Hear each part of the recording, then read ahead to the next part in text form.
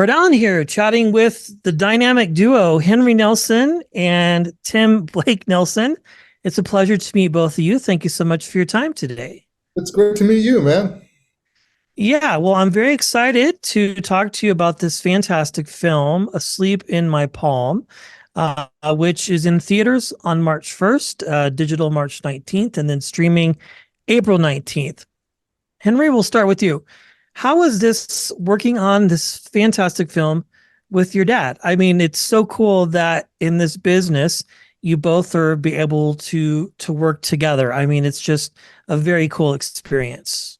Oh, it was the best. It really was. I loved working on the film with Dad. I collaborating with him. We're very close, as are my two brothers. You know, we have a very very like close family, and we love to collaborate and support one another. And it's the bomb.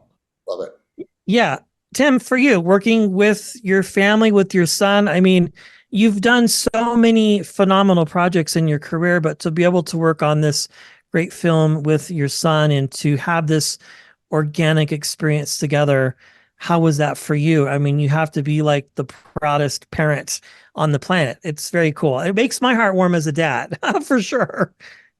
I love that word, organic, because that's it's quite appropriate in this case, because movies and movie sets were really such a part of being Henry's father.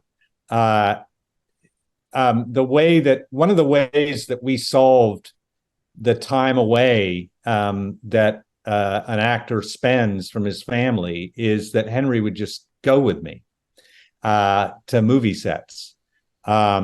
Certainly in the summer, he was always with me. And when my wife and once Henry had younger brothers and they were around, they would come to visit a set and leave. Henry would often stay and just be on set every day and wake with me at 5:30 in the morning and spend 12 hours a day on a set. He just loved it. It's my favorite place to be, period. I love sets. And when he was about 12, he said, I want to do this. And I would love, we should do it together. And I actually believed it would happen even when he was 12, because what I was seeing, in addition to the fact that Henry is so resourceful and so relentlessly and wonderfully creative, was that he's diligent and hardworking. And so I thought, yeah, I can see that happening. And he wrote this wonderful script, and it did. Yeah. Well, I think it is a very organic experience, filmmaking in general, because when the viewer watches it on this side, we get this very well put together story, linear sequences. I mean, it's just all flawless, but the process is so different. It's filmed out of order. It's filmed in different ways, and having experienced both sides, being as a stand-in and an extra in many films, Buster Scruggs included, great film. It's a cool experience. So Henry, this film has a lot of themes. There's a lot of things about family and loneliness and how it relates to finding your place in this world and connection in that way. Yeah. I know you've probably been asked this, but I do want to ask a question of you. Like, what are you hoping? Is there one message that you want people to take with them? I know there's probably not a right or a wrong, but one subtext, one theme that's important to you.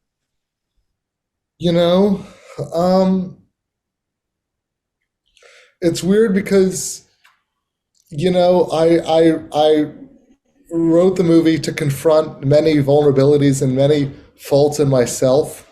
And that's a very self-absorbed thing. I'm really not trying to teach or convey any kind of lesson. I was writing from a place of loneliness, writing from a place of being self-absorbed and acting out of vulnerability and loneliness, trying to solve things faster way rather than the organic way. And so I guess if there's one message, it's that I suck in certain respects.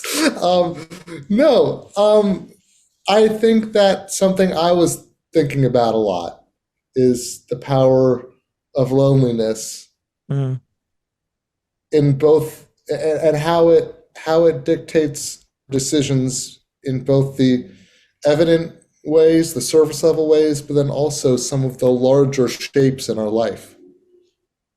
And the sort of slow glacial decisions that we, rather than making in a second, that we make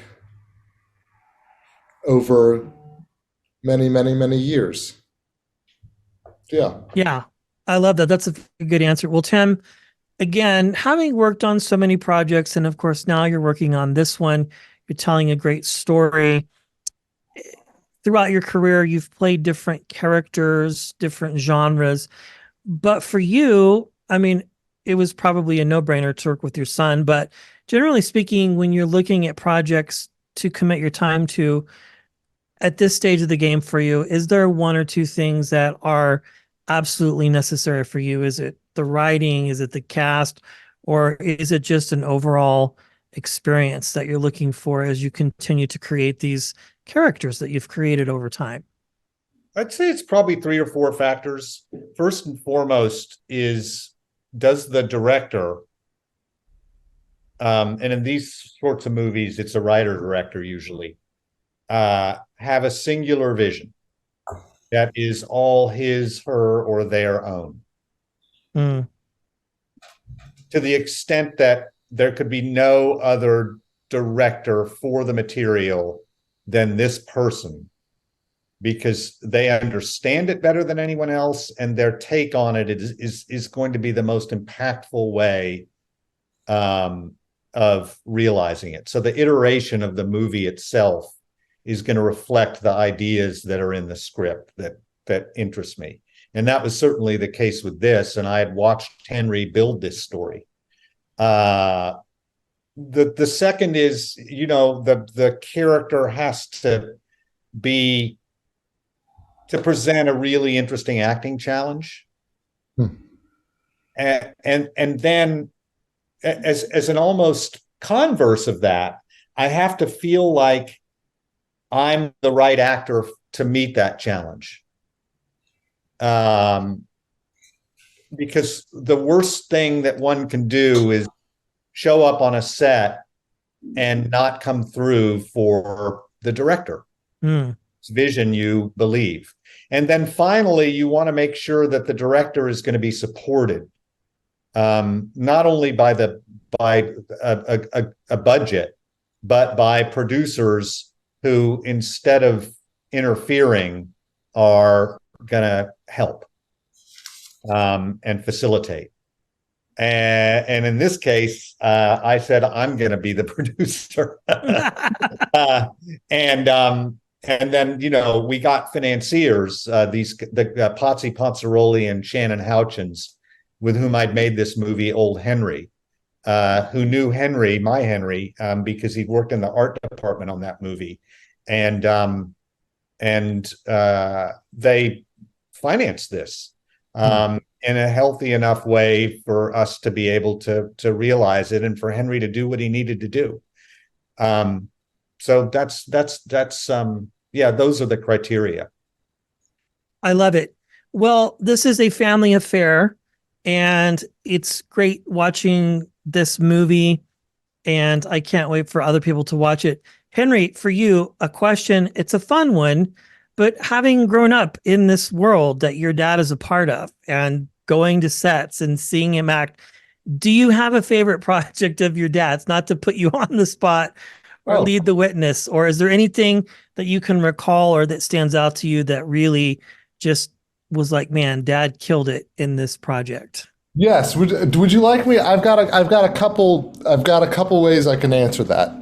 Do you want me to refer to a particular set, or do you want me to look at this on a performance basis? Performance is great, because I'm sure we're probably coming to the end of time here, and I don't want to cut any of us off. Yeah, performance, favorite performance. Yeah.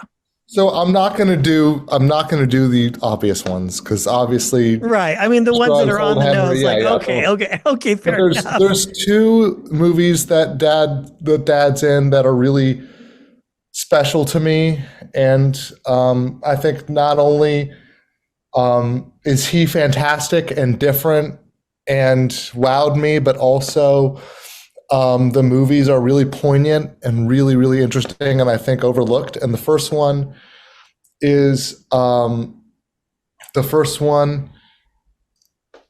Detachment, and the second one is Blue Caprice. Both characters incredibly, incredibly, incredibly interesting. Detachment is a really, really, really powerful movie, and really both films, and Dad did them in pretty close proximity to one another. And I'll just say, both those movies are terrific, incredibly. And as ever, Henry was on both sets. I was actually on both sets, and he's in Blue Caprice. Oh, wow! And As I Lay Dying.